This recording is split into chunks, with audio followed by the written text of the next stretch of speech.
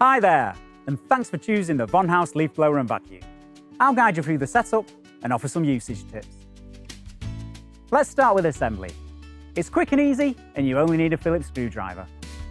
Start by connecting the chute and securing it with one of the large screws provided. Next, attach the wheels to the end of the chute using the smaller screw. Then use another large screw to attach the chute to the main unit. Now attach the shoulder strap at the top for extra support.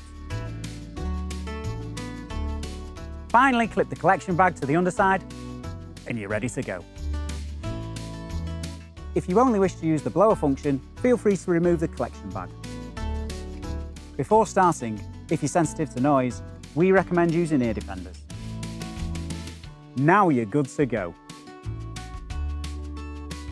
Switching between blower and vacuum modes is easy. Just turn the side dial until it clicks into place. For best performance while vacuuming, keep the nozzle close to the ground. As you vacuum, the collection bag will fill up and become heavier. Use the shoulder strap and the wheels to help with the weight. Empty the bag regularly to keep it light and manageable.